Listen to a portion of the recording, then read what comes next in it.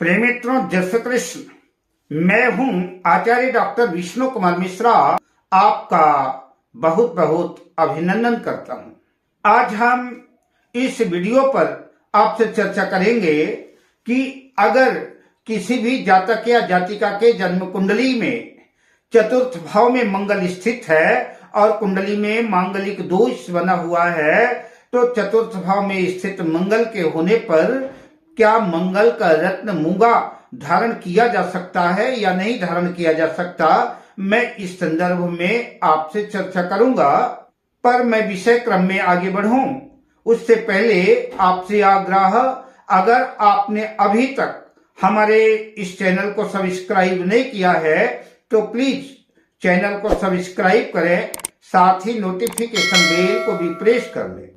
अगर आप अपनी या अपनों की जन्म कुंडली का बृहद प्रेडिक्शन कराना चाहते हैं, विश्लेषण कराना चाहते हैं, या किसी भी किस्म का हमसे ज्योतिषी परामर्श प्राप्त करना चाहते हैं, अथवा उत्तम क्वालिटी के रियल राशि रत्न आदि प्राप्त करना चाहते हैं, तो आप स्क्रीन पर फ्लैश हो रहे नंबरों पर हमसे संपर्क कर सकते हैं। जैसा कि आप जानते ही हैं कि मंगल अगर लग्न में स्थित हो, जन्म कुंडली के चतुर्थ भाव में स्थित हो, सप्तम भाव में स्थित हो, अष्टम भाव में या द्वादश भाव में स्थित हो, तो ऐसे जातक या जातिका मांगलिक माने जाते हैं। अगर लग्न कुंडली और चंद्र कुंडली दोनों में मंगल दोष उपस्थित है तो ऐसी कुंडली डबल मांगलिक मानी जाती है। आज हम चर्चा करेंगे जन्म कुंडली के चतुर्थ भाव पर। लग्न कुंडली के चतुर्थ भाव में अगर मंगल स्थित है तो किन राशि वालों को मंगल का रत्न मूंगा धारण करना चाहिए, किसको नहीं धारण करना चाहिए। मैं मेष लग्न से मीन लग्न पर्यंत सभी लग्नों की चर्चा मैं क्रमवार करूंगा। तो सबसे पहले मैं चर्चा करता हूं मेष लग्न की। मेष लग्न की जन्म कुंडली में मंगल जो है लग्न के और अष्टम भाव के स्वामी होकर के जन्म कुंडली के चतुर्थ भाव कर्क राशि में स्थित होंगे।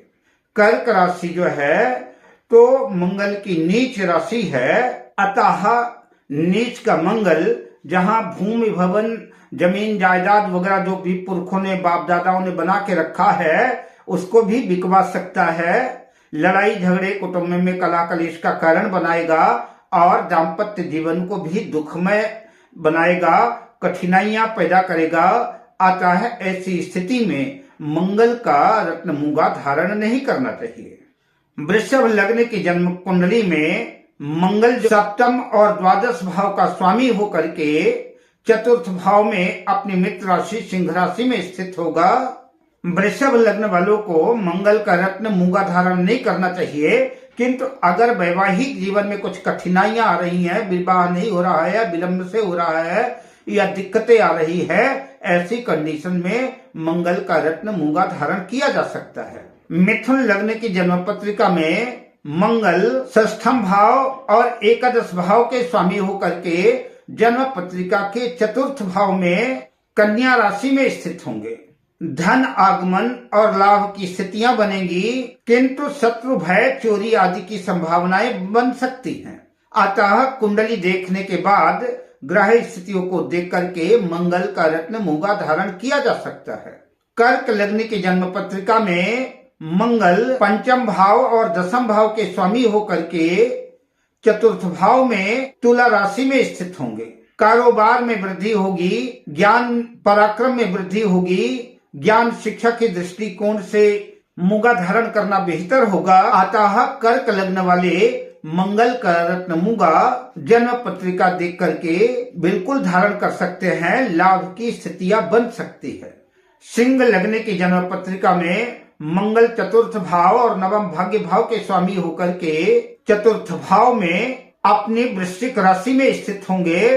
रुचक नामक पंच महापुरुष योग बनाएंगे। मंगल का रत्न मूंगा धारण करने से जहां भाग्य का पूरा साथ और सपोर्ट मिलेगा, वहीं भूमि भवन वाहन की स्थितियां भी बनेंगी, भूमि भवन वाहन का भी लाभ होगा, किंतु दाम्पत्य जीवन में कलह कलेश खटपट की स्थितियां बन सकती हैं।